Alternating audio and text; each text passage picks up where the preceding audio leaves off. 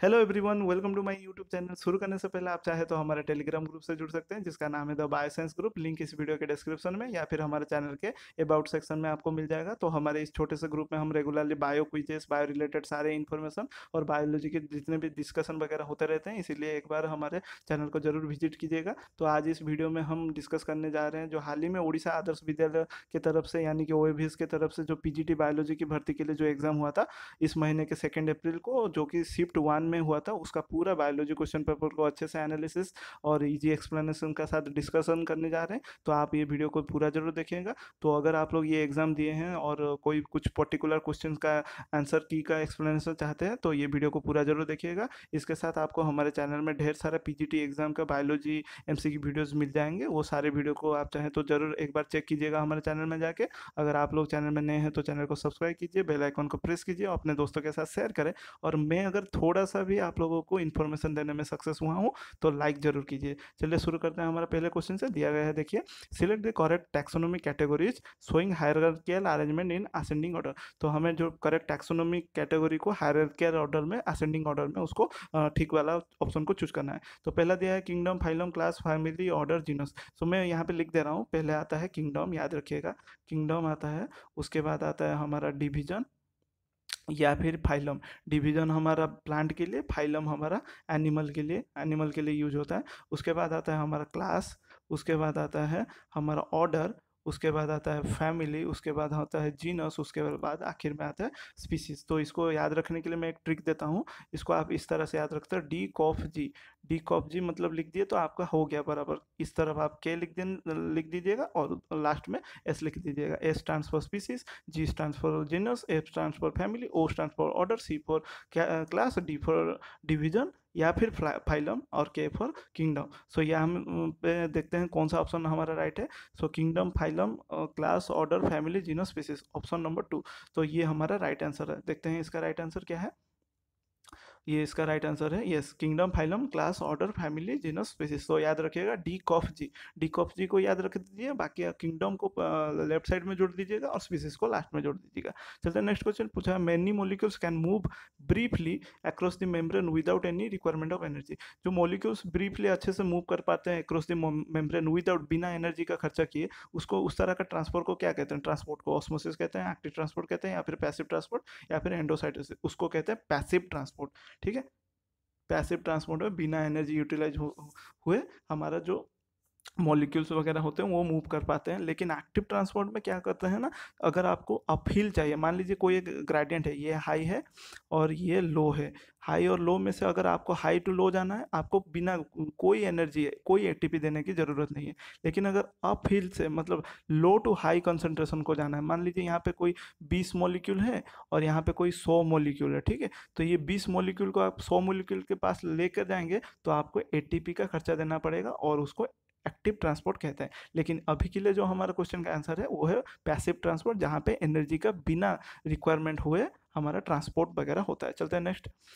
पूछा गया है plants, bacteria, fungi and animals whose genes have been altered by manipulation are called dash organism.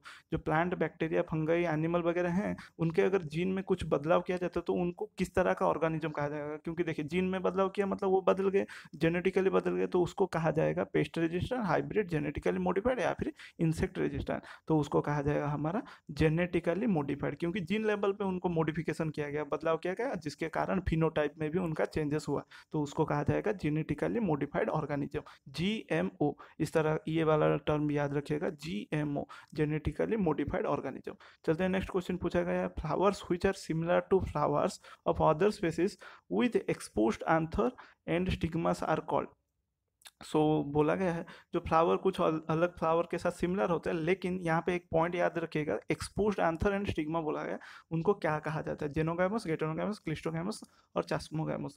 सो इसका जो right answer है वो है चास्मोगैमस। चास्मोगैमस का मतलब ये होता है ओपन फ्लावर। ठीक है, फ्लावर ओपन होगा, और अगर फ्लावर एक ओपन है तो उसका स्टिग्मा, उसका एंथर, ये रहा मान लीजिए एंथर, उसका स्टिग्मा, वो सब ओपन रहेंगे। तो उनके बाद ओपन रहने से उन लोग क्रॉस पॉलिनेशन वगैरह आराम से कर पाएंगे। तो इस तरह के इस पर्टिकुलर क्वेश्चन का आंसर होगा चास्मोगैमस फ्लावर। ठीक है, अब बाकी जेनोगैमस गेटोनोगैमस ये पोलिनेशन के रिलेटेड होंगे, और क्लिस्टोगैमस यानी क्लोज फ्लावर, ये भी जान लीजिए क्लोज फ्लावर होते हैं।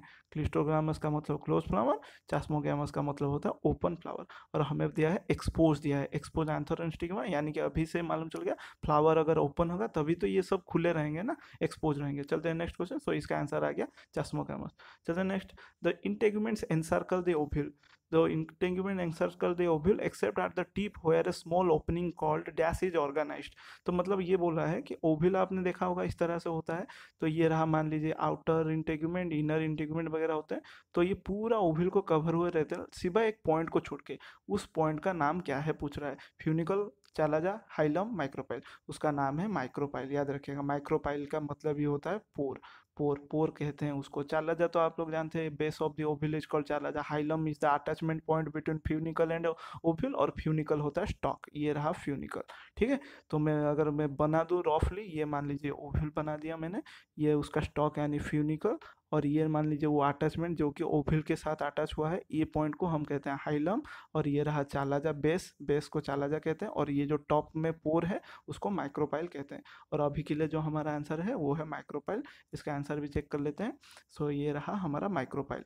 ठीक है, उसके बाद माइक्रोपाइल अगर ओव्यूल में हो तो वो पोलिनेशन, पोलन ट्यूब को एंट्री करने के लिए मदद करता है। अगर सीड में हो तो वो वाटर एंट्री करने के लिए मदद करता है, जो कि बाद में जाके सीड जर्मिनेशन के लिए हेल्प करता है। चलते हैं नेक्स्ट क्वेश्चन पूछा गया, glycocalyx differs in composition and thickness among different bacteria, it could be a loose sheath called. मतलब जो ग्लाइकोकैलिक्स अगर मतलब लूज शीथ हो तो उसे क्या कहेंगे थिकनेस और कंपोजिशन में डिफर करने से? सेलुलर बोलेंगे, कैप्सूल बोलेंगे, स्लाइम लेयर बोलेंगे, या फिर मेसोजोम। देखिए अगर ये लूजली मतलब लूज शीथ की तरह हो तो उसे हम स्लाइम लेयर कहेंगे। बाकी कैप सेलुलर तो नहीं होगा, क्योंकि सेलुलर के ऊपर ग्लाइकोकैलिक्स होता है। और ये अगर कंपोजिशन और थिकनेस में डिफर करे और लूजली अरेंज हो, लूजली शीथ जैसा हो, तो उसे हम स्लाइम लेयर कहेंगे। तो right answer is slime layer. चलते हैं नेक्स्ट क्वेश्चन पूछा गया, exoskeleton of arthropod have a complex polysaccharide called. Arthropod यानी आप सब जानते हो सेगमेंटेड, जिन लोगों का जिन ऑर्गेनिज्म का सेगमेंटेड बॉडी होता है, सेगमेंटेड बॉडी होता है, तो उनका जो एक्सोस्केलेटन होता है वो कौन से प्रकार के कॉम्प्लेक्स पॉलीसैकेराइड से बनता है? ग्लूकोसामिन, सेल्यूलोज, गैलेक्टोसामिन, या फिर chitin. So right answer is chitin. आप लोगों को ये रहा काइटिन। आप लोगों में थोड़ा सा एक्स्ट्रा बता दूं, काइटिन यानी देखिए काइटिन एक ऐसा कॉम्प्लेक्स पॉलीसैकेराइड है जो कि एनिमल किंगडम में पाया जाता है। ठीक है, सिवाय एक्सेप्ट फंगस, फंगस में, एक्सेप्ट फंगस नहीं, ऑल टुगेदर फंगस में भी पाया जाता है, फंगस में भी पाया जाता है। इसीलिए एक डिबेट है ना, फंगस एनिमल है या फिर प्लांट है। एनिमल क्यों? क्योंकि इसमें फंगस, मतलब डिबेट चल रहा है कि फंगस एक एनिमल है, तो एनिमल क्यों? क्योंकि इसमें काइटिन पाया जाता है जो कि एनिमल किंगडम का पार्ट है। और प्लांट क्यों? क्योंकि इसमें सेलुलर पाया जाता है जो कि प्लांट किंगडम का हिस्सा है। इसलिए RH व्हाइटेकर ने इसको एक अलग सा किंगडम दे दिया, किंगडम फंजाई। चलते नेक्स्ट क्वेश्चन पूछा गया, transport protein of endodermal cells are control points where a plant adjust the quantity and types of solid that reach the dash, cortex, phloem, xylem, pericardium. तो endodermal cell के बारे में बोला है। तो एंडोडर्मल सेल आप लोग जानते होंगे, ये सिंगल लेयर का बैरल शेप स्ट्रक्चर होता है जहाँ पे कैस्पेरियन स्ट्रिप होता है, सिवाय कुछ कुछ सेल वैकेंट रहते हैं, उसको हम पैसेज सेल कहते हैं। वही क्या करता है, हमारा ट्रांसपोर्ट को चेक करता है, ट्रांसपोर्ट को चेक करता है। तो वो किसके ट्रांसपोर्ट के लिए मदद करता है? Xylem, protoxylem. अगर मान लीजिए ये प्रोटोजाइलम है यहाँ पे, सो प्रोटोजाइलम में वाटर एंड मिनरल्स का एंट्री कोटेक्स से, ये रहा कोटेक्स, ये रहा जाइलम, ये रहा जाइलम। वहाँ से कॉर्टेक्स से जाइलम जाने के लिए सिर्फ और सिर्फ पैसेज सेल के थ्रू से ही जा सकता है हमारा मिनरल एंड वाटर, क्योंकि एंडोडर्मिस पूरा ब्लॉक कर देता है, जाने नहीं देता, क्योंकि उसमें कैस्पेरियन स्ट्रिप सुबेरिन के डिपोजिशन के वजह से होता है, सिवाय पैसेज सेल कुछ कुछ सेल इस तरह से। मान लीजिए ये रहा कुछ कुछ सेल, यहाँ पे कैस्पेरियन स्ट्रिप है, यहाँ पे है, यहाँ पे, तो ये जो वैकेंट है इसको पैसेज सेल कहा जाएगा। इसी के थ्रू से ही ट्रांसपोर्ट हो पाएगा, कहाँ पे? Xylem, through cortex to xylem. चलते हैं नेक्स्ट। सो इसका राइट आंसर हो गया जाइलम। नेक्स्ट देखते हैं, how many carbon atoms does oxaloacetic acid और OA हाफ। सो ऑक्सैलोएसिटिक एसिड में कितने कार्बन आटम, ये बहुत ही ईजी सा सवाल है। 2 4 3 4 5, सो इसका राइट आंसर है 4 कार्बन आटम। तो 4 कार्बन से ऑक्सैलोएसिटिक एसिड बनता है। ऑक्सैलोएसिटिक आप लोग जानते होंगे, ये हमारा क्रेब साइकिल में बहुत ही अहम रोल प्ले करता है, इंपॉर्टेंट रोल प्ले करता है, जो कि मिलता है एसिटिल कोएंजाइम के साथ। तो पहला स्टेबल प्रोडक्ट बनाता है 6 कार्बन वाला, जो हमारा साइट्रिक एसिड है। उसके बाद देखिए next question, Neurospora is a member of dash. Neurospora एक फंगस है और ये किसका मेंबर है? फाइकोमाइसिटिस, ड्यूटेरोमाइसिटिस, आस्कोमाइसिटिस या फिर बेसिडियोमाइसिटिस। सो न्यूरोस्पोरा हमारा जो मेंबर है वो है आस्कोमाइसिटिस का। मैं थोड़ा सा एक्स्ट्रा बताना चाहूँगा, न्यूरोस्पोरा को ऑल्सो कहा जाता है पिंक पिंक और रेड मोल्ड। पिंक और रेड मोल्ड कहा जाता है, ब्रेड मोल्ड भी कहा जाता है। ब्रेड मोल्ड, पिंक और रेड ब्रेड मोल्ड कहा जाता है। और इसको और एक बहुत पॉपुलर नाम दिया गया है जो कि एग्जाम पॉइंट में पूछा जाता है, Drosophila.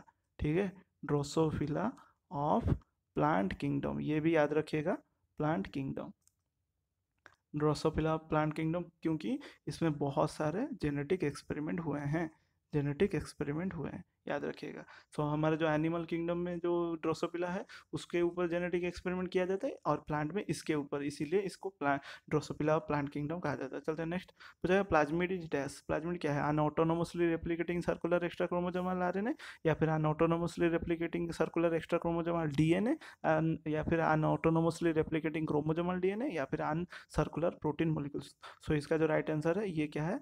On autonomously replicating circular chromosomal DNA. So right answer is yes, an autonomously. Option number 2 is correct, जो कि प्लाज्मिड आप जानते हैं बैक्टीरिया वगैरह में पाए जाते हैं, जो कि मतलब उनका कोई रिलेशन ही नहीं होता है जेनेटिक मटेरियल के साथ, वो ऑटोनोमसली खुद ब खुद एक्स्ट्रा क्रोमोसोमल डीएनए होता है, जो कि अपना रेप्लिकेशन खुद करते हैं, किसी के ऊपर डिपेंड भी नहीं करते। चलिए next, Morgan worked with the tiny fruit flies named. जो मोर्गन जो टाइनी फ्रूट फ्लाइज के ऊपर वर्क किए थे, T H Morgan, Thomas Hunt Morgan, उसका नाम क्या था? मैंजिफेरा इंडिका, ये तो प्लांट हो गया, आम का प्लांट। मिराबिलिस जाल्पा, ये भी प्लांट हो गया। ड्रोसोफिला मेलानोगास्टर, ये है आंसर, ड्रोसोफिला मेलानोगास्टर यानी फ्रूट फ्लाई। ठीक है, और पाइसम सैटिवम तो हमारा मटर का गज। तो इसका राइट आंसर है ड्रोसोफिला मेलानोगास्टर। चलते हैं next, the compound fruit that develops from catkin spike और स्पैडिक्स इन्फ्लोरेसेंस इज कॉल्ड। सो जो कंपाउंड फ्रूट है उसको मतलब जो कि कैटकिन से डेवलप हुआ रहता है, स्पाइक से डेवलप हुआ रहता है, स्पैडिक से, ये तीनों के तीनों कैटकिन स्पाइक स्पैडिक्स इन्फ्लोरेसेंस है। तो डायरेक्ट वो इन्फ्लोरेसेंस हमारा फ्रूट बनाता है। देखिए डायरेक्टली वो इन्फ्लोरेसेंस बन जाएगा फ्रूट में, उसको क्या कहेंगे? सोरोसिस, साइकोनोस, टोलन और स्किज़ोकार्प, उसको कहेंगे सोरोसिस। ठीक है, सोरोसिस बनता है हमारा, ये जो 3 तरह की इन्फ्लोरेसेंस से डायरेक्टली फ्रूट बन जाएगा। उसके बाद देखते हैं नेक्स्ट क्वेश्चन, पूछा which of the following is correctly matched with its particular taxonomy category. इनमें कौन सा जो ऑप्शन है जो कि पर्टिकुलर टैक्सोनॉमी कैटेगरी के साथ मैच करे? हाउस फ्लाई म्यूसिडी फैमिली, ये गलत है। Man Primata family, Primata family नहीं है, वो भी गलत है। मैंगो पोआसी फैमिली, सो ये हमारा हाउस फ्लाई म्यूसिडी के अंदर आता है, ये हमारा राइट होगा, क्योंकि व्हीट सैपिंडल के साथ कोई रिलेशन नहीं है ऑर्डर, मैंगो का पोआसी के साथ कोई रिलेशन नहीं है, और हमारा मैन का प्राइमेट के साथ फैमिली का कोई रिलेशन नहीं है, माने कि फैमिली हमारा प्राइमेटा नहीं होता मैन का। तो सिर्फ और सिर्फ इसका राइट आंसर है हाउस फ्लाई का फैमिली क्या है? म्यूसिडी। उसके बाद चलते हैं नेक्स्ट, देखते हैं इसका right answer, yes, house fly Muscidae family. चलिए next, some angiosperm particularly grasses can produce seeds without fertilisation by the process. जो एंजियोस्पर्म के कुछ ग्रासेस जो फैमिली होते हैं उनके सीड क्या करते हैं ना, सीड प्रोड्यूस होते हैं बिना फर्टिलाइजेशन से। तो हमें मालूम है ना सीड कैसे बनता है, by the fusion between male and female gamete होते हैं, होके जाइगोट, जाइगोट से एम्ब्रियो, एम्ब्रियो से सीड वगैरह बनता है। लेकिन यहाँ पे सीड बन रहा है बिना फर्टिलाइजेशन, उसको क्या कहेंगे? एपिकोटाइल पॉलीएम्ब्रियो, पॉलीएम्ब्रियो नहीं, हाइपोकोटाइल एपोमिक्सिस, उसको कहेंगे हम एपोमिक्सिस। याद रखिएगा इसको, उसको कहेंगे हम एपोमिक्सिस। देखिए एपोमिक्सिस का मतलब मैं बोल दे रहा हूँ, एपो मीन्स विदाउट, आपो का मतलब होता है विदाउट, और मिक्सिस का मतलब है फ्यूजन। ठीक है, विदाउट फ्यूजन, और किसका फ्यूजन? बिना फ्यूजन के होता है हमारा मेल, मेल और फीमेल गैमेट के बिना फ्यूजन से हमारा फ्रूट सीड बन रहा है, इसलिए उसको एपोमिक्सिस कहेंगे। बाकी एपिकोटाइल, हाइपोकोटाइल, ये तो हमारे कोटिलिडन के एक पार्ट हो गए, सीड के एक पार्ट हो गए। पॉली एम्ब्रियो यानी बहुत सारे एम्ब्रियो का बनना। चलते next question, which of the following are membrane bound vesicular structure form by the process of packaging in the Golgi apparatus। कौन सा यहाँ पे मेम्ब्रेन बाउंड वेसिकुलर स्ट्रक्चर है जो कि गोल्गी apparatus से बनता है? लाइसोसोम, वैक्यूल, माइटोकॉन्ड्रिया या फिर प्लास्टिड। सो इसका जो राइट आंसर है वो है हमारा लाइसोसोम। तो नेक्स्ट देखते हैं, dash occurs when water moves out of the cell and the cell membranes of a plant cell shrinks away from its cell wall. So देखिए यहाँ पे श्रिंकेज लिख दिया तो एक ही आंसर आ गया, श्रिंक मतलब एक सेल है और वहाँ का ये रहा प्रोटोप्लाज्म। तो प्रोटोप्लाज्म क्या होगा, वाटर बाहर निकल जाने से ये प्रोटोप्लाज्म धीरे धीरे सिकुड़ते जाएगा, सिकुड़ते सिकुड़ते ये यहाँ से यहाँ हो जाएगा। इस प्रोसेस को हम कहते हैं प्लाज्मोलाइसिस। चलिए next, the vector of dengue and chikungunya is the, जो चिकनगुनिया एंड डेंगू का वेक्टर है उसको वो कौन है, female Culex mosquito, female Aedes mosquito, female Anopheles mosquito और या फिर फीमेल मैंसोनियन मॉस्किटो। सो इसका राइट आंसर है फीमेल एडिस मॉस्किटो। चलते हैं नेक्स्ट, फीमेल क्यूलेक्स मॉस्किटो आप जानते होंगे फाइलेरियासिस करता है, फीमेल एनोफिलिस हमारा मलेरिया करवाता है और फीमेल मैंसोनियन मॉस्किटो भी एक तरह का फाइलेरियासिस ही करता है। चलते हैं next question, the inner compartment of mitochondria is filled with a dense homogeneous substance called the, जो इनर माइटोकॉन्ड्रिया का मेंबर मतलब जो कंपार्टमेंट है वो एक डेंस होमोजेनस सब्सटेंस से बना रहता है। ये रहा मतलब माइटोकॉन्ड्रिया, ये उसके इनर मेम्ब्रेन और ये फिंगर लाइक स्ट्रक्चर जिसको क्रिस्टी कहते हैं, और ये रहा जो डेंस मटेरियल ये अंदर में, उसको क्या कहते हैं, मैट्रिक्स, प्लास्टिड, एमेलोप्लास्ट, क्रिस्टी, उसको कहते हैं मैट्रिक्स। यस, मैट्रिक्स उसका राइट आंसर है। उसके बाद देखते हैं next question, which of the following diseases are produced by the deficiency of protein. इनमें से कौन सा डिजीज है जो कि प्रोटीन के डेफिशिएंसी से होता है, मैरस्मस क्वासियोरकर जेरोथालमा थालमिया, और या फिर जेरोथालमिया एंड रिकेट्स, या फिर रिकेट्स एंड मैरस्मस। सो इसका जो राइट आंसर है वो है मैरस्मस एंड क्वासियोरकर। इसको अपपुष्टि रोग बोलते हैं उड़ीसा में। अपपुष्टि यानी देखिएगा बच्चे वगैरह में, छोटे छोटे बच्चे में क्या होता है, विटामिन प्रोटीन वगैरह का डेफिशिएंसी में क्या होता है ना, ये विटामिन रिलेटेड डेफिशिएंसी डिजीज है जिसमें पेट वगैरह फूल जाता है और बहुत पतले पतले हो जाते हैं छोटे छोटे बच्चे, तो उनको विटामिन वगैरह प्रोटीन वगैरह ना होने की वजह से ये सारे मारस्मस क्वासियोरकर डिजीज वगैरह होते हैं। ठीक है, तो ये एक डेफिशिएंसी डिसऑर्डर है। चलते हैं नेक्स्ट क्वेश्चन, पूछेगा select the correct sequence of air passage in human. Human में एयर पैसेज होने का करेक्ट सीक्वेंस क्या है, एक्सटर्नल नोस्ट्रिल नासल पैसेज, मतलब थोड़ा सा मैं बता दे रहा हूँ, इसका करेक्ट सीक्वेंस बहुत लंबा ऑप्शन है। तो पहले देखिए जो मतलब किसका बोला है, correct sequence of air passage, air passage कैसे होता है ह्यूमंस में, पहला हमारा जो ऑप्शन में दिया गया है एक्सटर्नल नोस्ट्रिल होगा, एक्सटर्नल नोस्ट्रिल, उसके बाद आएगा हमारा नासल पैसेज, नासल पैसेज, उसके बाद नासल चैम्बर, उसके बाद नासल चैम्बर के बाद हमारा आएगा फेरिंग्स, फेरिंग्स, उसके बाद हमारा लैरिंग्स, उसके बाद हमारा ट्रैकिया, उसके बाद हमारा ब्रोंकाई, ब्रोंकियोल्स, और लास्ट में जाके अल्वेओले आएगा। सो मुझे एक ही ऑप्शन दिख रहा है, वो है हमारा ऑप्शन नंबर 1। ये हमारा राइट आंसर होगा, ऑप्शन नंबर 1 होगा राइट आंसर। देखते हैं, हाँ, external nostril, nasal passage, nasal chamber, pharynx, उसके बाद larynx, trachea, bronchi, bronchioles and alveoli. आप लोगों को मालूम होगा ये तो हमारे नासल और नोस्ट्रिल तो हमें एक्सटर्नल दिख जाएंगे, नासल पैसेज एंट्री होता है, उसके बाद नासल चैम्बर, और जो फेरिंग्स है ये कॉमन फॉर रेस्पिरेटरी सिस्टम और डाइजेस्टिव सिस्टम दोनों के लिए कॉमन है। लैरिंग्स को कहा जाता है वॉइस बॉक्स, ये भी याद रखिएगा, वॉइस बॉक्स कहा जाता है। बाकी ट्रैकिया हो गया हमारा विंड पाइप, और ब्रोंकाई, ब्रोंकियोल्स हमारे ब्रांचेस होके लास्ट में हमारे छोटे छोटे छोटे छोटे अल्वियोलाई इस तरह से बनाते हैं, जो कि गैसेस एक्सचेंज के लिए, डिफ्यूजन के लिए मदद करते हैं। चलते हैं बाकी next question, out of the 4 layers of alimentary canal which one forms villi. जो एलिमेंट्री कैनल है, एलिमेंट्री कैनल है जो उसके 4 लेयर है, उसका सबसे इनर लेयर हमारा क्या करता है, विलाई फॉर्मेशन करता है। विलाई यानी इस तरह से हेयर लाइक स्ट्रक्चर, बहुत सारे हेयर लाइक स्ट्रक्चर आउटर मतलब इनर लेयर से निकले हुए रहते हैं। तो उस लेयर का नाम क्या है, मस्कुलरिस, सब म्यूकोसा, म्यूकोसा या फिर सिरोसा। उसका राइट आंसर है म्यूकोसा। म्यूकोसा में आप लोगों को विलाई वगैरह देखने को मिल जाएगा। और विलाई का काम क्या है, इसका काम है सरफेस इंक्रीज करना, सरफेस इंक्रीज करना, और सरफेस एरिया इंक्रीज होने से, सरफेस एरिया को इंक्रीज करना, एरिया को इंक्रीज करने से क्या होगा, डाइजेशन मोर होगा, डाइजेशन एंड ऑब्जर्प्शन वगैरह ज़्यादा होगा, डाइजेशन ऑब्जर्प्शन वगैरह ज़्यादा होगा। चलते हैं नेक्स्ट क्वेश्चन, पूछा the type of dentition found in human beings. Human beings में डिनीशन किस तरह का पाया जाता है, diphyodont and acrodont, diphyodont and homodont, diphyodont and thecodont, और पोलीफायोडोंट या फिर थेकोडोंट। सो इसका जो राइट आंसर है वो है हमारा डाइफायोडोंट एंड थेकोडोंट। मैं बता दूं डाइफायोडोंट मतलब क्या है, ह्यूमंस में, पर्टिकुलरली ह्यूमंस में 2 तरह के 2 टाइप्स ऑफ टीथ डेवलप होते हैं, एक होता है टेम्पररी और दूसरा होता है परमानेंट। ठीक है, टेम्पररी पहले आता है बेबीज में, उसके बाद धीरे धीरे धीरे धीरे एक एक करके दांत टूटते टूट कर उसके बाद परमानेंट उसको फाइनली रिप्लेस करता है। उस तरह का दो प्रकार का जो टीथ टाइप देखने को मिलता है, डिनिशन देखने को मिलता है, उसको डाइफायोडोंट कहते हैं। और थेकोडोंट यानी कि हमारे जो पर्टिकुलर जो टीथ वगैरह है ना, वो हमारा सॉकेट में जो हमारा जॉ बोन है ना, जॉ बोन के सॉकेट वगैरह में एंटर करके रहते हैं, मतलब इंसर्ट होके रहते हैं, उसको ही कहते हैं थेकोडोन। तो हमारे ह्यूमंस में कितना मतलब जो डिनिशन देखा जाता है उसको हेटेरोडोंट भी कहा जाता है। यानी कि जो जितने भी हमारे 32 हमारे जो टीथ हैं, 32 जो दांत हैं, उसमें हमें क्या क्या दांत देखने को मिल जाएगा। मोलार देखने को मिल जाएगा, मोलार हमें 12 देखने को मिल जाएगा। उसके बाद प्री मोलार हमें देखने को मिल जाएगा, प्री मोलार हमें ये लगभग 8 देखने को मिल जाएगा। उसके बाद मतलब कानाइन देखने को मिल जाएगा, कानाइन लगभग हमें 4 देखने को मिल जाएगा। और आखिर में आता है हमारा इंसिजर, इंसिजर जो फ्रंट में होता है, चीरने वगैरह के काम में, टीयर वगैरह करने में काम आता है। सो इंसिजर का कितना रहता है, वो हमारा लगभग 8 रहता है। सो इनको मिलाकर आप लोगों को टोटल 32 मिल जाएंगे। ठीक है, चलते हैं नेक्स्ट क्वेश्चन। सो इसका आंसर होगा हमारा, इसका राइट आंसर आ गया हमारा डाइफायोडोंट एंड थेकोडोंट। चलते हैं next question. Which of the following is the pathway of water movement in the root. Root में वाटर मूवमेंट करने का सही पाथवे कौन सा है।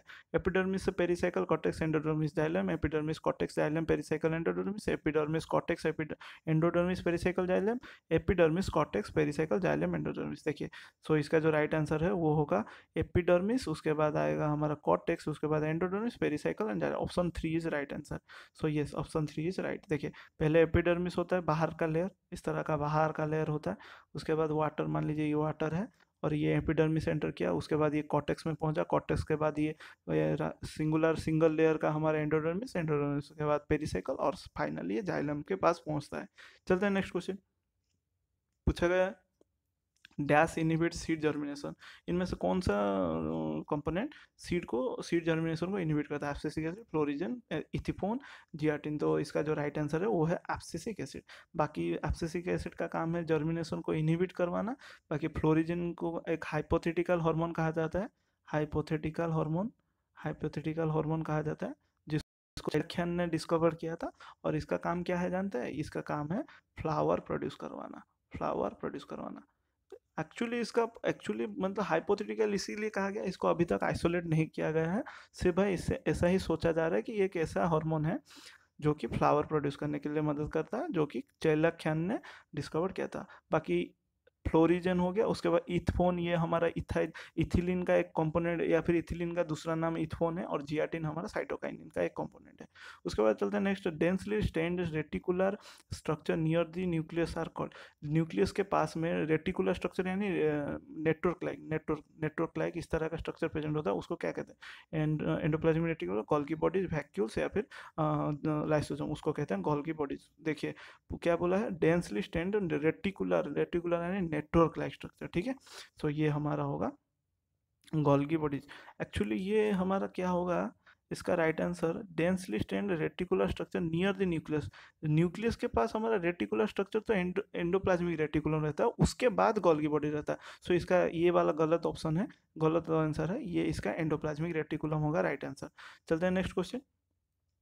पूछा है the dough that is used for making foods such as dosa and idli is fermented by bacteria. The popped up appearance of dough is due to the production. हमें मालूम है उसको फर्मेंटेशन के प्रोसेस से ये पॉप्ड अप होता है। आप अगर ब्रेड वगैरह खाए होंगे, ब्रेड में आपको बहुत सारे इस तरह के मतलब इस तरह से छेद वगैरह देखने को मिल जाते हैं, कैविटी वगैरह देखने को मिलता है। और उसमें क्या होता है, एक्चुअली CO2 प्रोड्यूस होता है। ठीक है, सो यहाँ पे ऑप्शन दिया है production of carbon monoxide, carbon dioxide, NH3 या फिर NO। तो इसका राइट आंसर है CO2।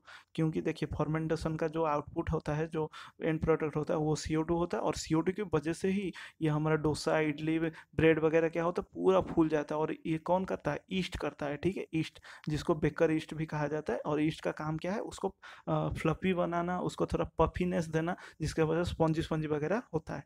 तो ये कार्बन डाइऑक्साइड ही होता है जो कि कैविटी बना देता है बहुत सारा ब्रेड के अंदर, इडली के अंदर, ठीक है। और ये फर्मेंटेशन प्रोसेस ही होता है, इस प्रोसेस को फर्मेंटेशन कहा जाता है। चलते next question, the first recombinant DNA was constructed by, जो पहला रिकॉम्बिनेंट डीएनए था उसको कंस्ट्रक्ट किसने किया था? कार्ल एरिकी ने, तेमिन बाल्टिमोर ने, स्टैनली कोहेन ने, हर्बर्ट बोवेन ने, या फिर क्रेग वेंटर ने, या फिर रॉबर्ट एडवर्ड ने, या फिर जेम्स ड्यूवे एंड फ्रांसिस हैरी ने। सो इसको जो first DNA, first recombinant rDNA जो डिस्कवर किए थे वो थे कोहेन एंड बोयर, और वो कहाँ पे किए थे? साल्मोनेला, साल्मोनेला टाइफीम्यूरियम से, टाइफीम्यूरियम से उन्होंने एक एंटीबायोटिक रेजिस्टेंट जीन को, याद रखिएगा, एंटीबायोटिक रेजिस्टेंट जीन को निकाला था, रेजिस्टेंट जीन को निकालकर ई कोलाई में इंसर्ट किए थे, ई कोलाई में इंसर्ट किए थे। किसने? कोहेन एंड बोयर ने। सो इसका आंसर है कोहेन एंड बोयर। चलते हैं नेक्स्ट देखते हैं। The cells synthesize and secrete testicular hormones called androgen। एंड्रोजन का दूसरा नाम है टेस्टोस्टेरोन, जानते होंगे, टेस्टोस्टेरोन मेल हार्मोन, टेस्टोस्टेरोन, ठीक है। तो टेस्टोस्टेरोन जो सीक्रेट करता है कौन सा सेल? Sertoli cell, germ cell, mast cell, या फिर लेडिक सेल? वो है हमारा लेडिक सेल, ठीक है। मास्ट सेल तो हमारा होम्योस्टैसिस मेंटेन करता है इम्यूनिटी सिस्टम में। बाकी नेक्स्ट क्वेश्चन देखते हैं। Child with dash is a child born with deficiencies और defects inherited from parents. Child with dash variation, infectious diseases, genetic disorder, communicable diseases. So a child with genetic disorder is a child born with deficiencies and defects inherited from parent। Parent में अगर कोई भी deficiency वगैरह होगा तो वो parent में show नहीं करेगा, वो किस में शो करेगा? चाइल्ड में। और वो किस तरह का डेफिशिएंसी होता है? Genetic disorder. So right answer है हमारा जेनेटिक डिसऑर्डर। चलते हैं नेक्स्ट क्वेश्चन। पूछा name a simple experiment use to identify the tissues through which food is transported. So हमें एक एक्सपेरिमेंट को बताना है, उस एक्सपेरिमेंट का नाम बताना है। तो ये हमारा गार्डलिंग एक्सपेरिमेंट है, जिसका दूसरा नाम है रिंगिंग एक्सपेरिमेंट। इसको भी याद रखिएगा, ringing experiment done by Malpighi. Malpighi ने किया था, मालपिघी ने किया था to know, to identify the tissue which is responsible, which tissue is responsible for food transport. तो ये बाद में पता चला फ्लोएम, फ्लोएमी है, फ्लोएमी है जहाँ पे फूड ट्रांसलोकेट होता है, फूड और सॉलिड ट्रांसलोकेट होता है। चलते हैं नेक्स्ट क्वेश्चन। पूछा है indole butyric acid that has been isolated from plant is anoxin, giberellin, anethylene or cytokinin। So indole acidic indole butyric acid IBA ये किसका पार्ट है? ऑक्सिन का। सो ऑक्सिन का ये एक एग्जांपल है, या फिर ऑक्सिन का एक कंपोनेंट पार्ट है, ठीक है। कैटेगरी ऑक्सिन के बहुत सारे क्लासिफिकेशन, बहुत सारे ऑक्सिन में से ये भी एक ऑक्सिन है, एक नेचुरल ऑक्सिन। चलते हैं next question. Vomiting, vomiting is the ejection of the contents of dash. Vomiting जो होता है, जो इजेक्शन होता है उल्टी वगैरह, वो किसका इजेक्शन होता है? स्टोमाटा का, स्मॉल इंटेस्टाइन, पैनक्रियास, लिवर, वो होता है स्टोमाटा का। चलते हैं नेक्स्ट, स्टोमक का, सॉरी स्टोमक का मैं बोल दे रहा हूँ, स्टोमक का होता है, ठीक है, स्टोमक का।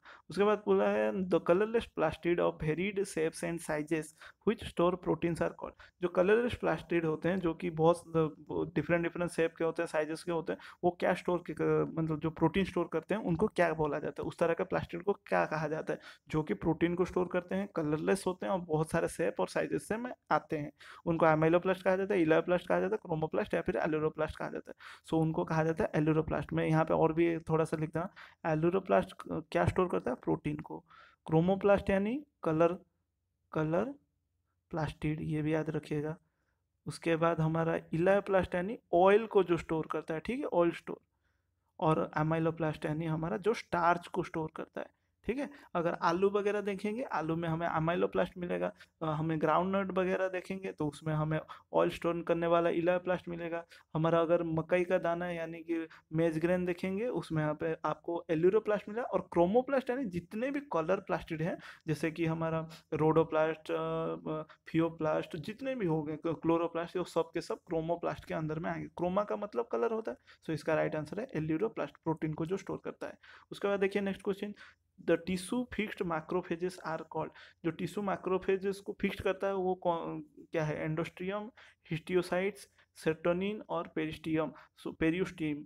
तो इसका जो राइट आंसर है हिस्टियोसाइट्स है। हाँ, उसके बाद देखिए when carbohydrates are used as substrate and are comparatively oxidize the respiratory quotient will be. So जब कार्बोहाइड्रेट को ऑक्सीडाइज किया जाता है रेस्पिरेटरी कोशेंट या फिर आरक्यू वैल्यू कितना आता है, less than 1, equal to 0, equal to 1, more than 1। So मैं बता दूं कार्बोहाइड्रेट के लिए जो आरक्यू वैल्यू आता है वो आता है 1। कैसे? आरक्यू का फॉर्मूला क्या है? Volume of CO2 release divided by volume of oxygen utilise और यूज्ड, ऑक्सीजन यूज्ड। तो आप लोग अगर ग्लूकोज का अगर देखोगे रेस्पिरेशन में ग्लूकोज का ब्रेकडाउन और ऑक्सीडेशन, तो आप लोगों को देखने को मिलेगा 6 ये ऑक्सीजन को यूज करता है, यानी 6, यानी कि नीचे में आ गया 6 ऑक्सीजन, और ये रिलीज करता है 6 CO2 पूरा लास्ट में, तो 6 ऊपर में आ गया। इसको कट करेंगे तो आपको आंसर 1 ही मिलेगा, क्योंकि volume of CO2 release, 6 CO2 release होता है ग्लूकोज का ऑक्सीडेशन से, और 6 ऑक्सीजन यूज होता है ग्लूकोज का ऑक्सीडेशन में, इसीलिए 6/6, 6/6 इक्वल टू 1। बाकी मैं बता दूं आरक्यू वैल्यू आपका लेस देन 1 होगा। लेस देन 1 किसके लिए होगा? जब हमारा प्रोटीन और फैट आज सबस्ट्रेट हो, ठीक है। सबस्ट्रेट में अगर प्रोटीन और फैट हो तो लेस देन 1 आरक्यू वैल्यू आएगा। आरक्यू वैल्यू मोर देन 1 कब आएगा? जब आपका ऑर्गेनिक एसिड हो, ऑर्गेनिक एसिड हमारा सबस्ट्रेट हो, ऑर्गेनिक एसिड हमारा सबस्ट्रेट हो, जैसे कि ऑक्सैलिक एसिड, सक्सिनिक एसिड ये वगैरह हो, तो आरक्यू वैल्यू मोर देन 1 आएगा। और एक इन्फिनिटी आता है, आरक्यू वैल्यू इन्फिनिटी कब आता है? जब हमारा ग्लूकोज का ब्रेकडाउन हो जब एनएरोबिकली हो, एनएरोबिक बिना ऑक्सीजन के प्रेजेंस में। तो ऊपर वाला जितना भी लिखेंगे, ऊपर वाला 2 लिखिए, 4 लिखिए, जितना भी लिखिए, नीचे में तो 0 ही रहेगा ना, ऑक्सीजन नहीं है, तो anything by divided by 0 is infinity. So R की वैल्यू इज इन्फिनिटी। सो यहाँ पे जो आंसर होगा वो होगा इक्वल टू 1, क्योंकि 6/6 हो जाएगा, वो 1 हो जाएगा, क्योंकि ग्लूकोज में 6 CO2 रिलीज होते हैं ग्लूकोज ब्रेकडाउन में, या फिर ऑक्सीडेशन में 6 CO2 रिलीज होते हैं बाय टेकिंग 6 ऑक्सीजन। चलते हैं नेक्स्ट क्वेश्चन। सो इसका इक्वल टू 1 हो गया। Habersian canal and the surrounding lamellae and lacunae are collectively called। So Habersian canal इस तरह का कैनल जो होता है, हमारा जो कैनल होता है, उस कैनल को सराउंडिंग करके जो लैमेली लैक्यूनी वगैरह होते हैं, उसको कलेक्टिवली क्या कहा जाता है? ट्रैबिकुली, एपिफाइसिस, पैरेला और ऑस्टियन, उसको कहा जाता है ऑस्टियन। इस तरह से जो रहते हैं ये पूरा जो मतलब फाइबर्स की तरह होता है, और ये रहा वो कैनल, हाइबर्सियन कैनल। तो ये पूरा स्ट्रक्चर को हम क्या कहते हैं? ऑस्टियन कहते हैं। So right answer is osteon. The genotypic ratio of a monohybrid cross in F2 generation is 9:3:3:1, 1:3, 1:1 और 3:1। सो इसका जो राइट आंसर है वो है हमारा 1:1, 1:2:1। ये हमारा जीनोटिपिक रेशियो मोनोहाइब्रिड क्रॉस का F2 जनरेशन में बता दे रहा हूँ। तो पहले हमें F1 करना पड़ेगा।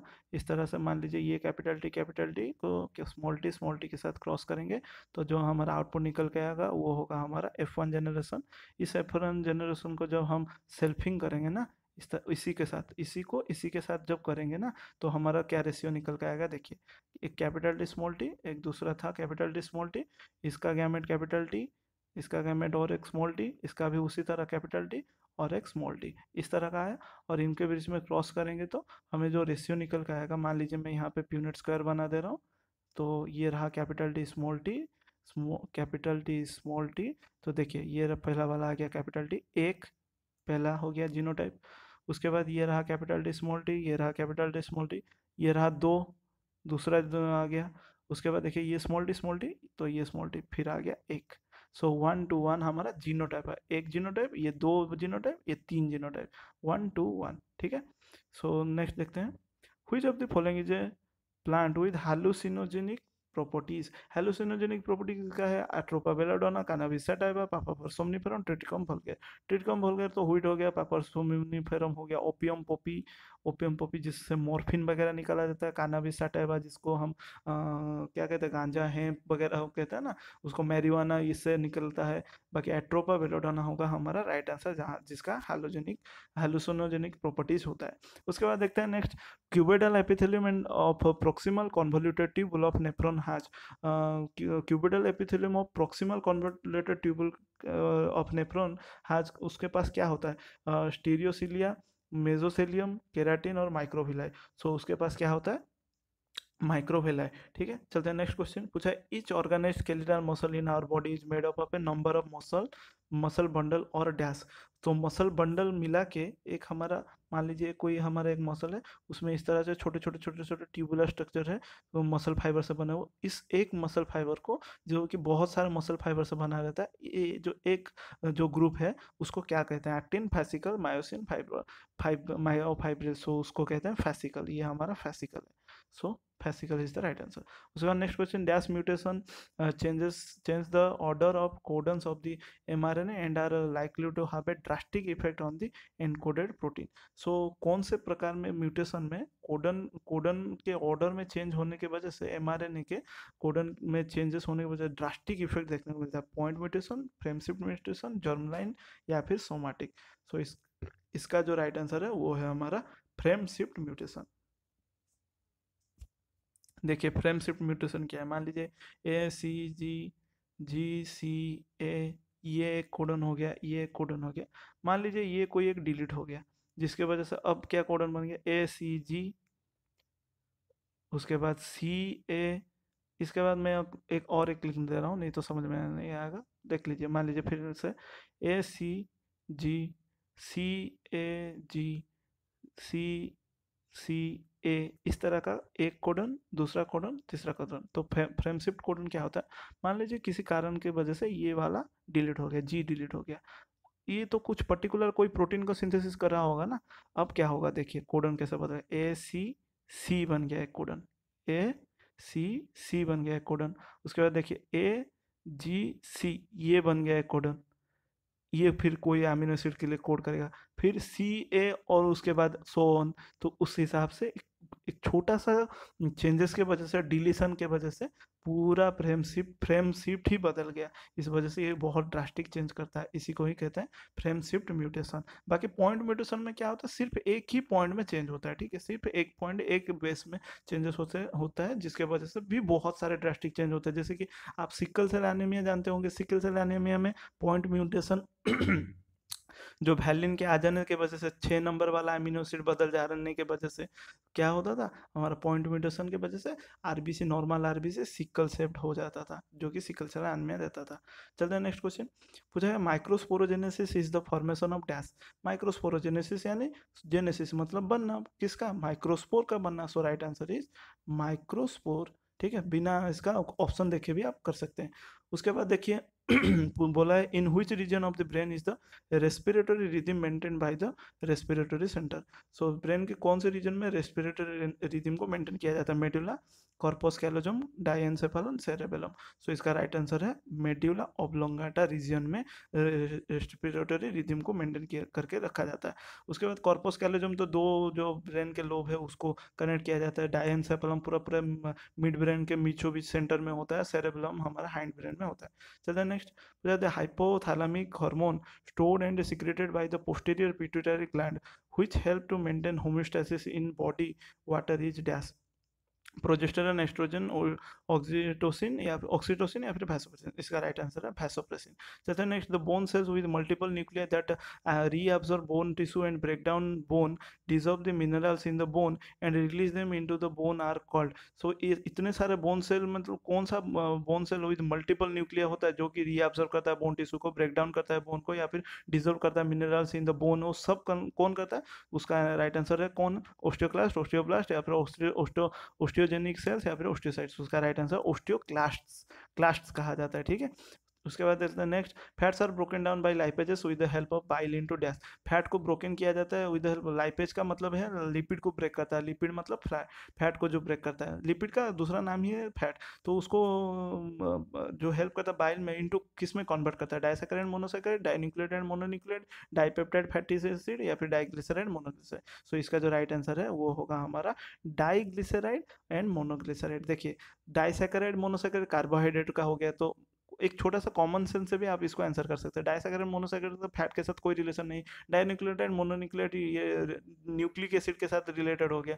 Dipeptide and fatty acid protein और फैटी एसिड के साथ, फैट के साथ रिलेटेड हो गया। सिर्फ और सिर्फ जो फैट के साथ रिलेटेड है वो है डाइग्लिसराइड मोनोग्लिसराइड। उसके बाद चलते हैं नेक्स्ट क्वेश्चन। दिया गया है genes which code of for a pair of contrasting traits are known as.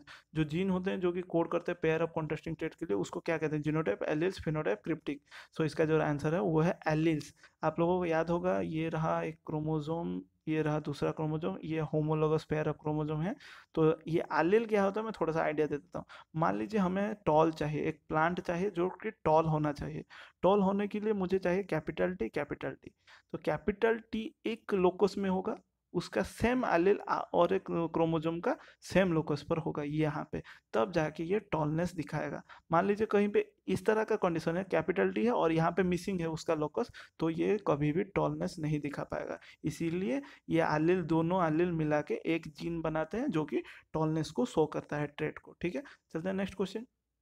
पूछा गया the chambers inside the ovary that arise due to formation of septa is called. Septa में, ओवरी में क्या होता है? सेप्टा हो जाने की वजह से, सेप्टा हो जाने की वजह से जो चैम्बर बनता है उसको क्या कहते हैं? होस्टोरिया मेरिकार्प लोक्यूल इन्वोल्यूक्यूल। सो इसको कहते हैं लोक्यूल कहा जाता है। ओवरी में चैम्बर बनने को, चैम्बर का मतलब ही है, दूसरा नाम ही है लोक्यूल। सो इसका राइट आंसर है locule. The cell walls of fungi are composed of, इसको हम पहले क्वेश्चन में डिस्कस किए थे। फंजाई का सेल वॉल किससे बना रहता है?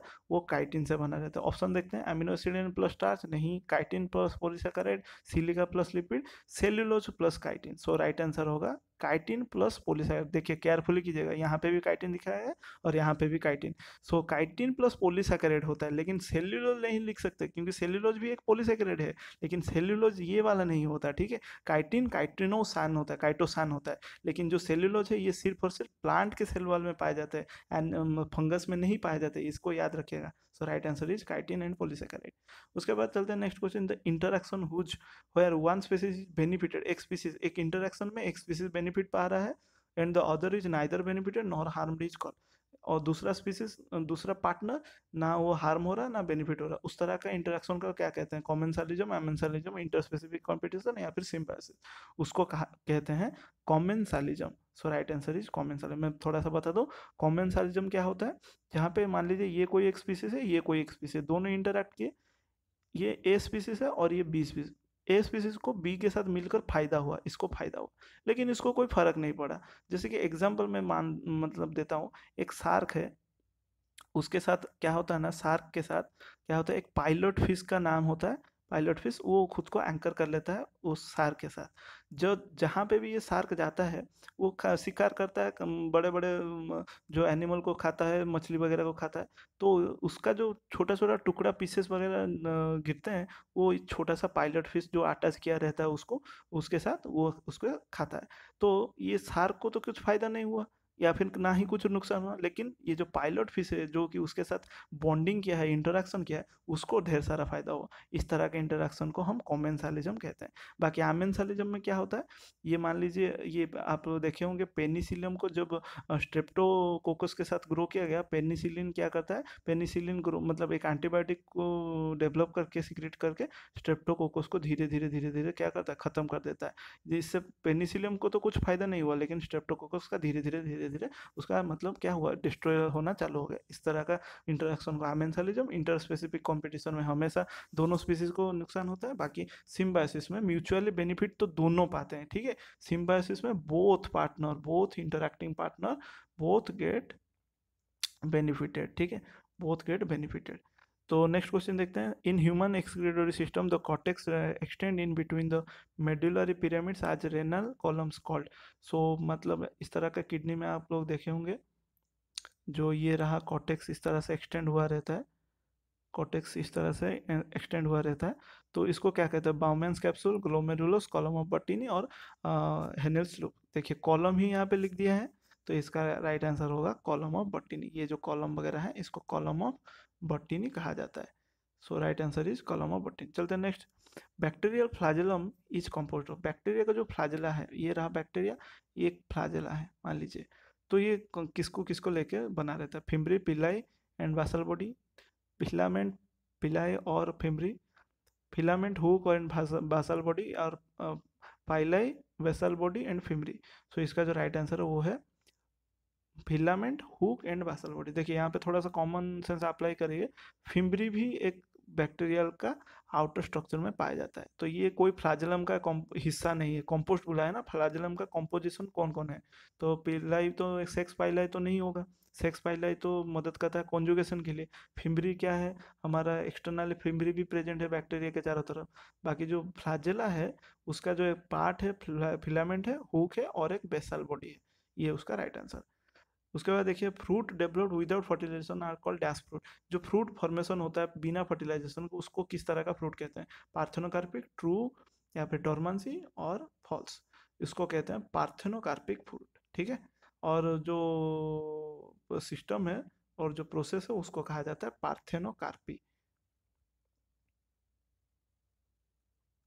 जो हाँ, जो हमारा प्रोसेस है उसको कहा जाता है पार्थेनोकार्पी, याद रखिएगा, पार्थेनोकार्पी।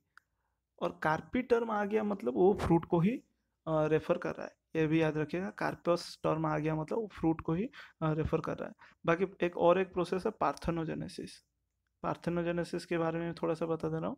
पार्थेनोजेनेसिस यानी embryo formation, embryo formation without fertilisation, ठीक है, without no fertilisation, without fertilisation, उसको पार्थेनोजेनेसिस कहते हैं। चलते हैं नेक्स्ट। पूछा है, hair is a fibre found only in mammals, each hair grows out of a follicle in the dash. Hair जो होते हैं फाइबर होते हैं वो मामल में कहाँ से ग्रो करते हैं? तो यानी कि फॉलिकल कहाँ पे प्रेजेंट होता है? Endodermis, epidermis, dermis, mesodermis. So ये कहाँ पे पाया जाता है? डॉर्मिस में, ठीक है, डॉर्मिस में। उसके बाद देखते हैं next question, which of the following are complete parasitic plant? Rhizophora, Avicennia, Vanda and Striga, Cuscuta and Rafflesia, या फिर भिस्कम एंड स्ट्रिगा। सो बोला है कंप्लीट पैरासाइटिक प्लांट बोल पूछा है। कंप्लीट पैरासाइटिक प्लांट कौन है? राइजोफोरा, एविसिनिया, ये तो नहीं है क्योंकि ये मैंग्रोव प्लांट है, मैं लिख दे रहा हूँ। ये क्या है? मैंग्रोव प्लांट, ठीक है, मैंग्रोव प्लांट होते हैं। बाकी भैंडा and Striga, Cuscuta and Rafflesia, ये होगा हमारा right answer. Cuscuta and Rafflesia हमारा पैरासाइटिक प्लांट है। मैं उसके अलावा और भी एग्जांपल दे दे रहा हूँ। राफ्लेसिया, राफ्लेसिया, ओरोबांके, ओरोबांके, ये दोनों हमारे क्या है? हमारे ये हमारा है root partial, partial root parasite, ठीक है, रूट पैरासाइट। तो यहाँ पे राफ्लेसिया आ गया पैरासाइट। उसके बाद हमारा है कस्कुटा, कस्कुटा एंड आल्सियोथ्योबियम, आर्सियोथोबियम, ये हमारे स्टेम पैरासाइट है, ठीक है, लेकिन पार्शियल स्टेम पैरासाइट है, ये याद रखिएगा, पार्शियल स्टेम पैरासाइट। सो ये रहे हमारा right answer, Cuscuta and Rafflesia. चलते हैं next. The outermost layer of the adrenal cortex and lies immediately under the outer fibrous capsule that encloses the adrenal gland is called. So outermost layer क्या है? मतलब adrenal cortex का जो outermost layer है उसको क्या कहते हैं? जोना fasciculata, जोना reticularis, जोना cortisol, जोना glomerulosa, उसको कहते हैं जोना glomerulosa। और यहाँ पे एक एंजाइम भी सिक्रेट होता है, उसको अडल्टोस्टेरॉन सिंथेटेज कहा जाता है, अल्डोस्टेरॉन सिंथेटेज कहा जाता है। सो यहाँ पे राइट आंसर है जोना ग्लोमेरुलोसा।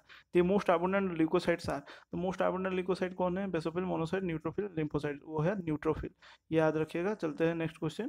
पूछा है at the end of meiosis two dash haploid cells are form 8, 4, 32, 16। तो म्यूसिस एंड होने के बाद हमें मालूम है टोटल 4 सेल बनते हैं और चारों के चारों हैप्लॉइड नेचर के होते हैं। सो इसका जो राइट आंसर है वो है हमारा 4। उसके बाद who formulated cell theory? Cell theory किसने दिया था? Hardy and Weinberg, Charles Darwin, Norman and Borlaug and Schleiden and Schwann. So इसका जो राइट आंसर है वो है स्क्लेडेन एंड स्वान ने सेल थ्योरी दिया था। अगर मॉडर्न सेल थ्योरी पूछा जाए तो आप और एक चीज ऐड कर देना यहाँ पे, मैं एक्स्ट्रा बताता हूँ, रूडोल्फ विर्चो भी याद रखिएगा, रूडोल्फ विर्चो, ठीक है, वर्चो भी कहते हैं उसको, रूडोल्फ विर्चो। क्यों? क्योंकि इन्होंने एक एक्स्ट्रा पॉइंट ऐड किया था सेल थ्योरी में, ओमनिस, ओमनिस सेल्यूला ई सेलुला, ई सेलुला, यानी कि इसका मतलब ये है ई सेलुला, इसका मतलब ये है cells are originated from pre existing cell, इसीलिए इनको भी आजकल नए बुक में ऐड किया जाता है, Schleiden, swan and Rudolph Virchow, जो कि सेल थ्योरी में हिस्सेदार है। उसके बाद नेक्स्ट पूछा गया द सिंबल जी, जी के नीचे एक, यहाँ पे जी के नीचे एक अंडरलाइन था जो कि यहाँ पे मिट गया है शायद, is the floral formula stand for. So G के नीचे अगर इस तरह से जी के नीचे अगर एक बार हो तो उसको फ्लोरल फॉर्मूला में क्या रिप्रेजेंट करता है? Bisexual plant, superior ovary, inferior ovary, gynoecium. देखिए, अगर जी का मतलब ही होता है गाइनोसियम, गाइनोसियम अगर ऊपर है और नीचे एक लाइन है, इसका मतलब गाइनोसियम हमारा सुपेरियर है, याद रखिएगा। और अगर जी के ऊपर अगर बार दिया गया, ये हमारा इन्फेरियर होगा, गाइनोसियम हमारा इन्फेरियर है।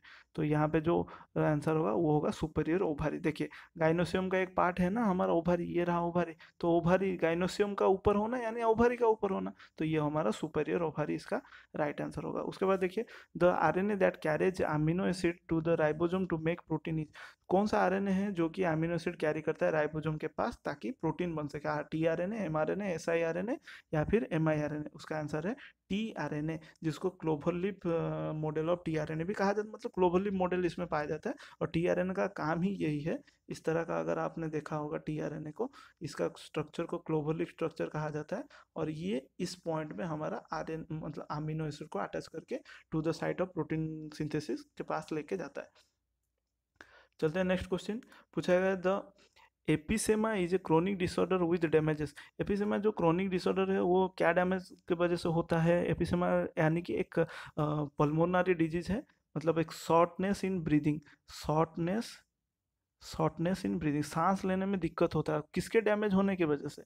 ब्रीदिंग किसके? अल्वेलर वाल, पोन्स रीजन, ब्रोंकाई, ब्रोंकियल्स, वो है अल्वेलर वाल्स। और इसको और एक नाम भी दिया गया है, इसको कोपिड भी बोला जाता है, कोपिड। कोपिड का फुल फॉर्म क्या है मैं लिख दे रहा हूँ, क्रोनिक, क्रोनिक बहुत ही डेंजरस होता है, क्रोनिक कोपिड बोले ना, obstructive, obstructive pulmonary disease, pulmonary disease, ये याद रखिए। कोपिड भी बोला जाता है एफिसेमा को। और ये किसके वजह से होता है? किसके डिस्ट्रॉय होने के, डैमेज होने की वजह से? अल्वेलर वाल्स की वजह से। उसके बाद देखते हैं next question, what are the specialised cell for the storage of fats. Fat के स्टोरेज के लिए कौन सा स्पेशलाइज्ड सेल है? Plasma cell, microphage, mast cell या फिर एडिपोसाइट? उसका आंसर है एडिपोसाइट्स, जो कि फैट सेल वगैरह फैट को स्टोर करके रखते हैं। बाकी प्लाज्मा सेल, माइक्रोफेजेस ये इम्यूनिटी वगैरह के लिए आगे, मास्ट सेल इम्यूनिटी के लिए आगे। नेक्स्ट क्वेश्चन है, few elements have been found to be absolutely essential for plant growth and metabolism and are further divided into macronutrient and micronutrient based on their quantitative requirements. Select the macronutrient element from the following. macronutrient element इनमें से कौन है? Chlorine, copper, magnesium, cobalt. So right answer है हमारा magnesium. देखिए, magnesium मैं बोल दे रहा हूँ, माक्रो कौन कौन है और माइक्रो कौन कौन है, ठीक है? माक्रो में आ जाएंगे सल्फर, पोटेशियम, हमारा phosphorus, calcium, magnesium, iron, carbon, hydrogen, oxygen, nitrogen, ठीक है? ये सब आ जाएंगे माइक्रो में। और माइक्रो में कौन कौन आ जाएंगे? माइक्रो में आ जाएगा boron, manganese, zinc, copper, molybdenum, chlorine, ये सब आ जाएंगे माइक्रो में। तो यहाँ पे माइक्रो दिया है, इसका आंसर मैग्नीशियम। चलते हैं next, who propose the chromosomal theory of inheritance. बहुत इजी है, Boveri and Morgan, Sutton and Boveri, Sutton and Mendel और फिर मोर्गन एंड मेंडल। इसका राइट आंसर है Sutton and Boveri, Walter Sutton and Theodor Boveri. चलते हैं next question, apical dominance in plants is the result of. Apical dominance किसके वजह से होता है? Cytokinin hormone, gibberellin hormone, CH2 यानी इथिलीन के वजह से या फिर ऑक्सीजन के वजह से।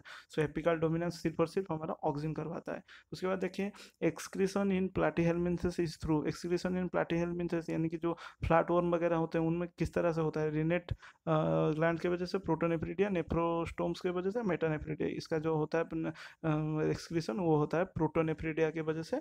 और साथ में इसका बॉडी डिफ्यूजन, बॉडी वॉल से डिफ्यूजन होकर भी जो एक्सक्रीटोरी मटेरियल रिलीज होते हैं। चलते हैं next question, baculovirus are pathogen that attack dash, insect, bacteria, lichens, amoeba.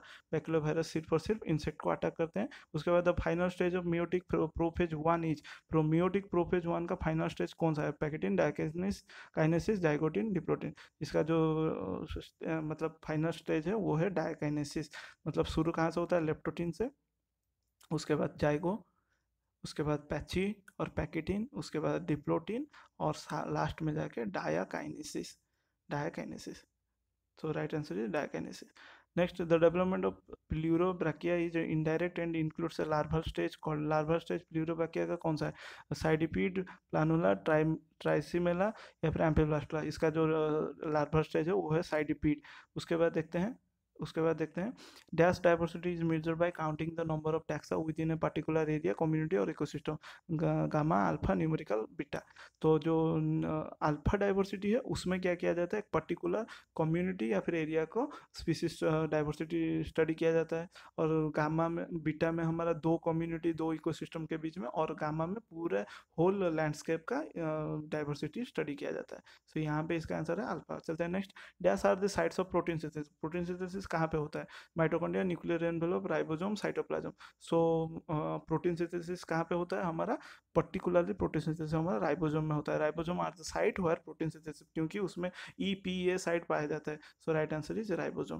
Which of the following is the outermost layer of the epidermis that consist of flat, dead, tightly packed keratinocytes that form a tough waterproof barrier. So इनमें से कौन सा outer most layer है जो कि हमारा skin मतलब शरीर का आउटर मोस्ट लेयर है? Stratum lucidum, stratum spinosum, stratum corneum, stratum granulosum. So इसका राइट आंसर है स्ट्रैटम कॉर्नियम। याद रखिएगा। उसके बाद आता है, देखिए पहला आ गया स्ट्रैटम कोनियम, उसके बाद आ गया स्ट्रैटम लूसिडम, उसके बाद आ गया हमारा स्ट्रैटम ग्रैनुलोसोम, उसके बाद आ गया लास्ट में जो सबसे नीचे आता है स्ट्रैटम स्पाइनोसोम। सो इस तरह से हमारा स्किन के लेयर अरेंज हुए रहते हैं। चलते हैं next question. The sperm head contains an elongated haploid nucleus, the anterior portion of which is covered by a cap-like structure called dash graphene follicle, menarche, acrosome, perimetrium. So इसका right answer acrosome में बता दूं, ये मान लीजिए sperm है और उसके ठीक हेड में एक एक्रोजोम होता है जो जिसका काम क्या है, वो क्या करता है, एग मेम्ब्रेन को डिजर्व करता है बाय सिक्रेटिंग एंजाइम हाई एल्यूरोनिडेज और एक्रोसिन। ये क्या करते हैं, ये दो एंजाइम क्या करते हैं, एग मेम्ब्रेन एक्रोसिन, ठीक है, एक्रोसिन एंजाइम क्या करते हैं, एग मेम्ब्रेन को डिजर्व करते हैं ताकि स्पर्म का न्यूक्लियस एंट्री कर पाए। तो बाकी मेनर की ये तो हो गया पीरियड का शुरू होना। एक्रोजोम तो अभी बोले, इसका right answer acrosome. Graafian follicle तो मैच्योर एग हो गया। उसके बाद पेरीमेट्रियम, ये तो हो गया लाइनिंग ऑफ यूटेरस। उसके बाद देखते हैं next question, which of the following is the function of ग्लूट4। ग्लूट4 का पूरा नाम क्या है? Glucose transport type 4। सो इसका काम है, ये क्या है, इंसुलिन मेडिएटेड ग्लूकोज, ठीक है, ग्लूकोज ट्रांसपोर्ट करता है। ये क्या, इसका फंक्शन क्या है? Fight infection agent, sensory reception, intercellular ground substance, या फिर enable glucose transport into cell. ये ट्रांसपोर्ट करता है ग्लूकोज को इनटू सेल में ट्रांसपोर्ट करता है, ठीक है। चलते हैं next question. The particular large cells around the vascular bundle of the C4 plants are called। जो particular large cell होते हैं around the C4 मतलब vascular bundle, ये रहा मान लीजिए जाइलम फ्लोर, इसके चारों तरफ जो बड़े बड़े सेल्स होते हैं तो उसका नाम क्या है?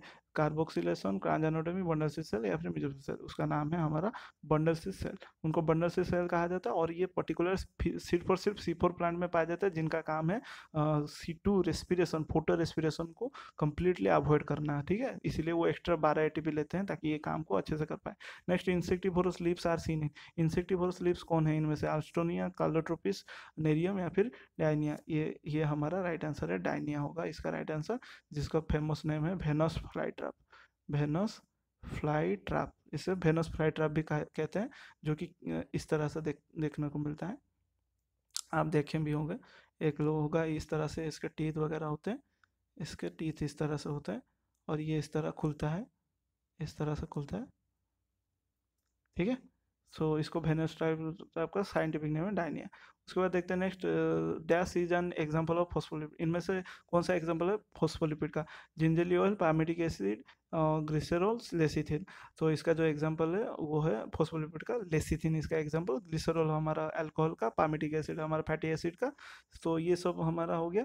उसके बाद नेक्स्ट और लास्ट क्वेश्चन देखते हैं, heredity is dash, missing of parental trait, blending of parental trait, selection of parental trait, inheritance of parental trait. So इसका राइट आंसर है हमारा inheritance of parental trait. So इसी के साथ हमने पूरा 80 क्वेश्चन को कंप्लीट किया एक ही वीडियो में। अगर आप लोग अभी तक ये वीडियो को देख रहे हो तो प्लीज़ आप लोग चैनल को सब्सक्राइब करें। जानते हैं कितना मेहनत लगा इस वीडियो को बनाने के लिए, और मैंने कोशिश किया जितना हो सके कम से कम एक्सप्लेन कर सकूं, लेकिन मतलब थोड़ा बहुत एक्सप्लेन ज़्यादा भी हो गया पर्टिकुलर क्वेश्चन में, और कुछ कुछ क्वेश्चन का मैंने एक्सप्लेनेशन को स्किप भी कर दिया ताकि वीडियो ज़्यादा लंबा ना हो। फिर भी अगर आप लोग वीडियो को देख रहे हो, अगर वीडियो थोड़ा सा इन्फॉर्मेटिव लगा तो लाइक ज़रूर कीजिए, शेयर कीजिए अपने दोस्तों के साथ। मिलते हैं नेक्स्ट वीडियो में। दिस वीडियो, अगर आप लोगों को पसंद आया और या फिर कुछ क्वेरीज वगैरह है तो कमेंट सेक्शन में ज़रूर बताइएगा, और लाइक शेयर कीजिए और बेल आइकन को ज़रूर प्रेस कीजिए। Thank you.